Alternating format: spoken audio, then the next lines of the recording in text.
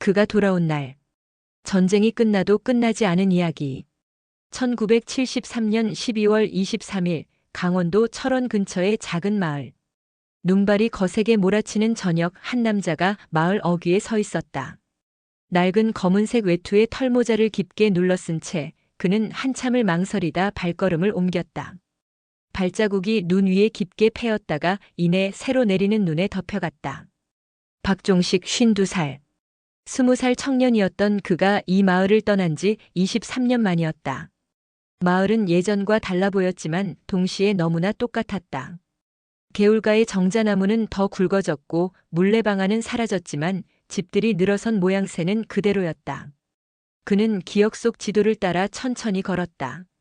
마을 사람 몇이 그와 스쳐 지나갔지만 아무도 그를 알아보지 못했다. 아니, 알아볼 수 없었다. 20살 청년의 얼굴은 온데간데 없고 깊은 주름과 흰 수염, 그리고 왼쪽 볼에 길게 난 상처만이 남아 있었다. 어머니 집은 마을 끝자락 야트막한 언덕 아래 있었다. 초가지붕은 기와로 바뀌어 있었지만 돌담과 대문의 위치는 그대로였다. 종식은 대문 앞에서 한참을 서성였다.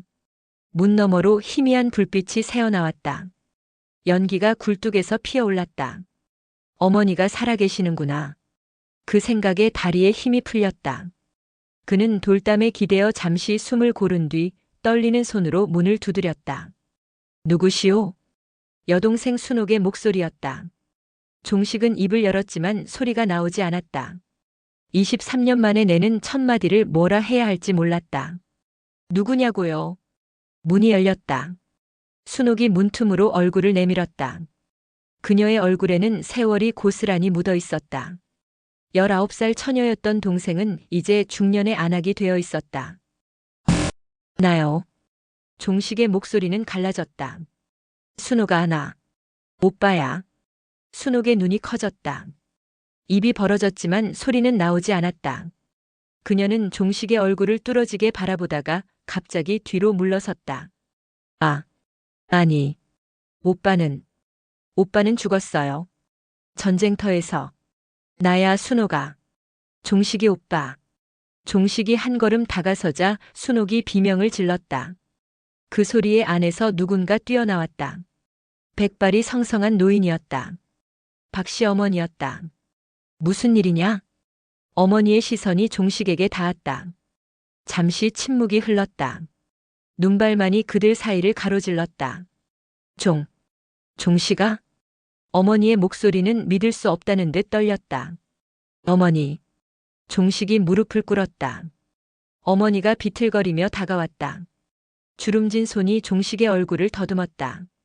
이마, 눈, 코, 입술, 그리고 왼쪽 볼의 상처까지. 정말 우리 종식이가 맞구나. 어머니가 종식을 끌어안았다.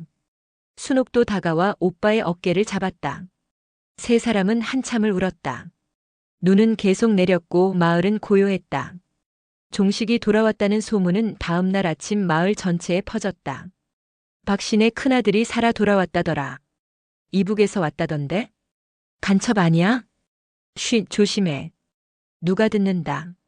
마을 사람들의 시선은 복잡했다. 전쟁 중에 가족을 잃은 사람들에게 종식의 귀환은 희망이었지만 동시에 불안이었다. 1970년대 초반 남북 관계는 여전히 경직되어 있었고 이북에서 온 사람이라는 딱지는 그 자체로 위험했다. 종식은 어머니 집 안방에 머물렀다. 순옥이 가져다 준 밥을 먹고 어머니가 깔아준 이불에서 잠을 잤다. 하지만 그는 거의 말을 하지 않았다. 어머니와 순옥이 묻는 말에도 짧게 대답할 뿐이었다. 거기서 어떻게 살았니?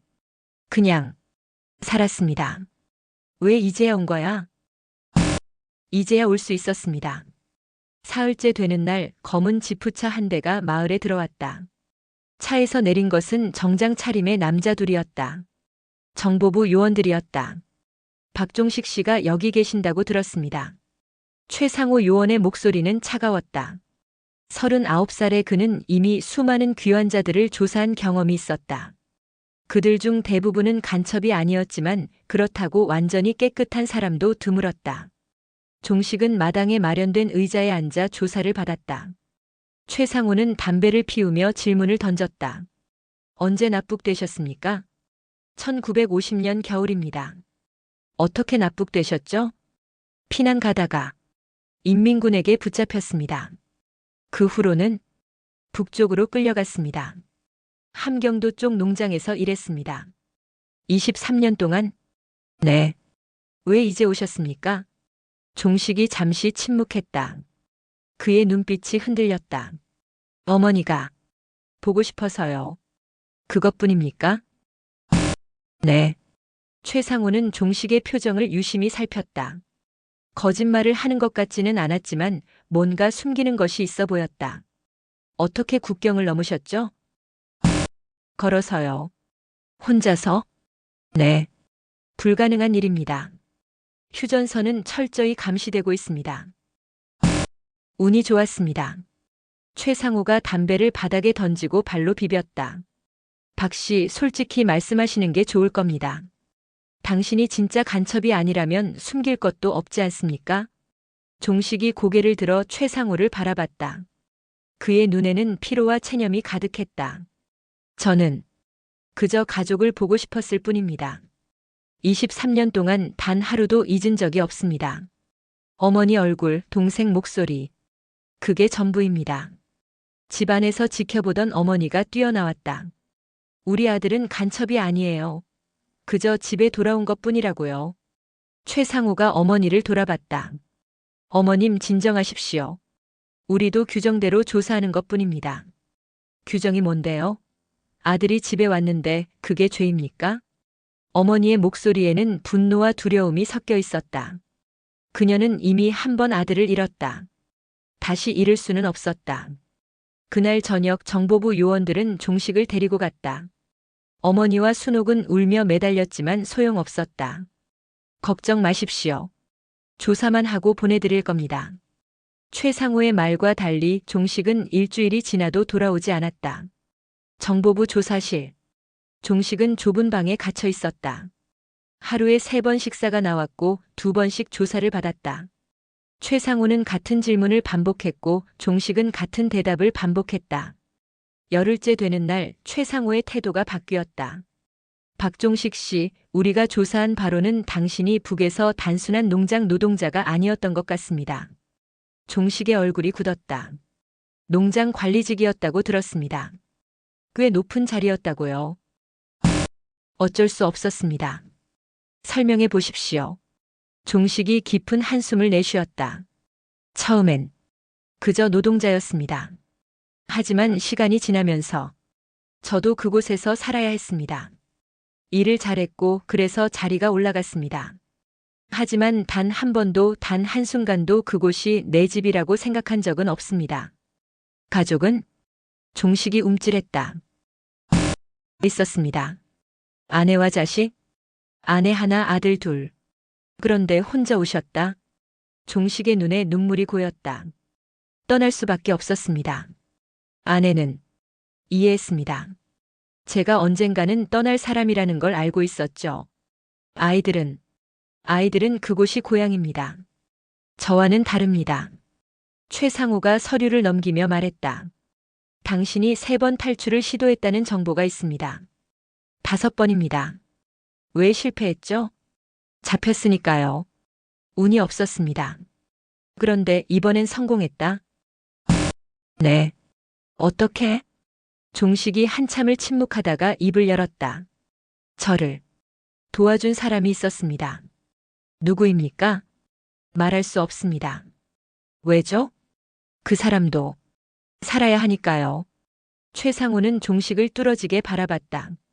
이 남자는 간첩이 아니었다. 그저 집으로 돌아오고 싶었던 한 인간일 뿐이었다. 하지만 체제는 그런 인간적인 사연을 이해하지 않았다. 박 씨, 당신은 위험한 사람입니다. 알고 있습니다. 당신이 간첩이 아니라 해도 당신의 존재 자체가 문제가 될 수 있습니다. 그래서요? 선택하셔야 합니다. 여기서 조용히 살면서 감시를 받거나 아니면 다시 떠나는 겁니다. 종식이 최상우를 바라봤다. 최상우의 눈에는 연민이 어려 있었다. 저도 인간입니다, 박 씨. 당신의 사정을 이해합니다. 하지만 제 위치에서 할 수 있는 일은 한계가 있습니다. 그날 밤 종식은 풀려났다. 하지만 그에게는 조건이 붙었다. 한 달에 한 번씩 정보부에 출석해야 했고 마을 밖으로 나갈 수 없었다. 그리고 무엇보다 북에서의 일에 대해 아무에게도 말하지 말아야 했다.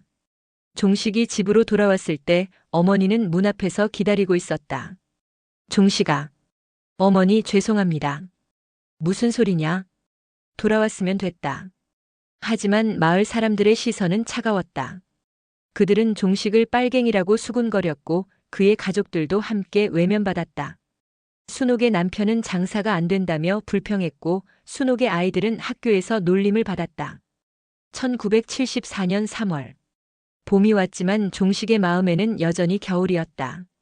그는 대부분의 시간을 집안에서 보냈다. 가끔 마당에 나와 하늘을 바라보거나 밤이 되면 북쪽을 향해 서 있곤 했다.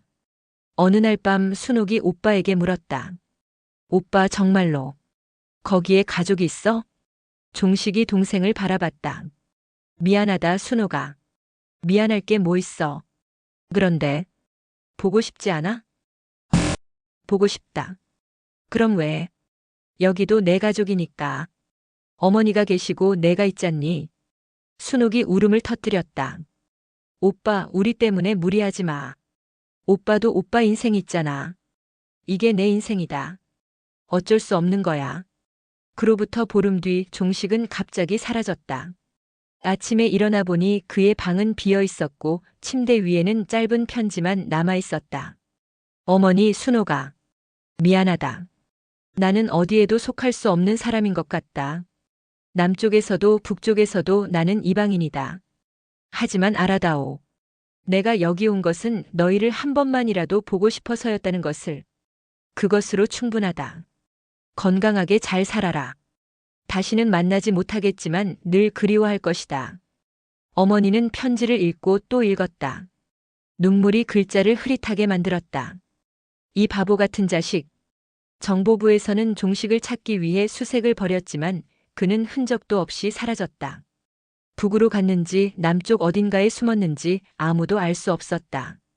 최상우는 개인적으로 종식의 행방을 추적했다. 그는 종식이 남긴 마지막 말을 기억하고 있었다. 나는 아직 그곳에서도 사람이고 싶었소. 여기서도 사람이고 싶고. 하지만 어디서도 온전한 사람이 될 수 없는 것 같소. 1975년 겨울. 어머니는 여전히 매일 저녁 대문 앞에 초를 켜놓았다.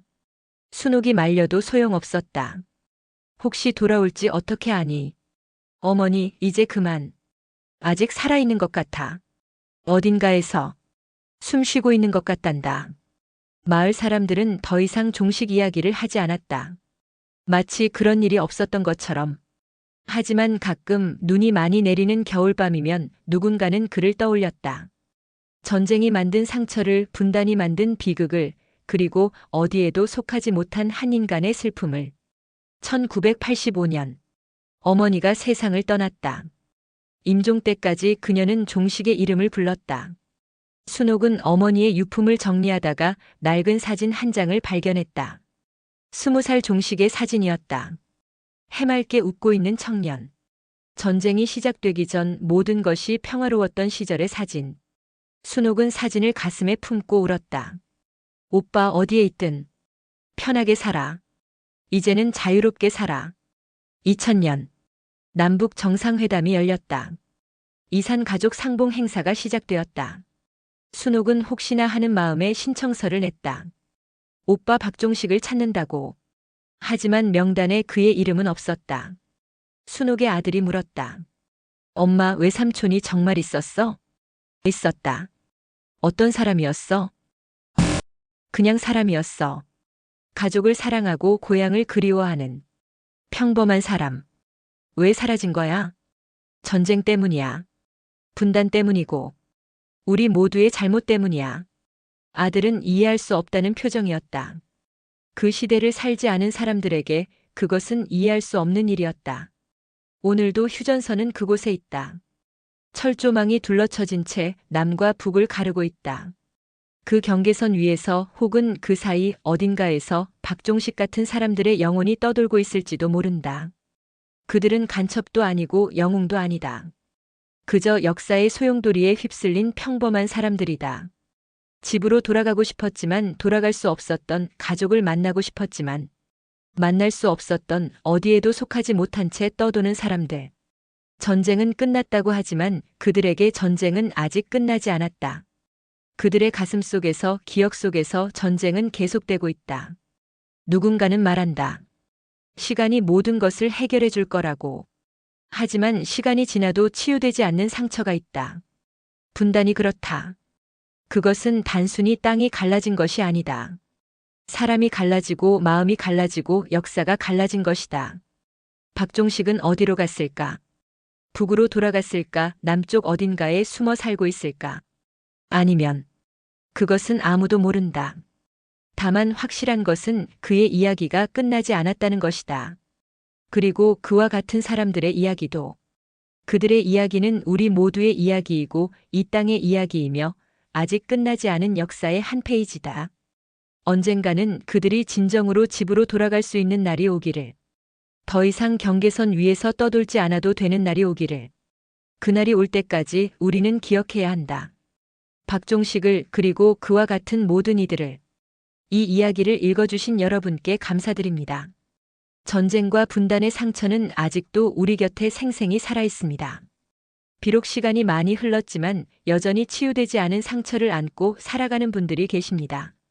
그가 돌아온 날은 픽션이지만 이와 비슷한 일들이 실제로 있었고 지금도 어딘가에서 일어나고 있을지 모릅니다.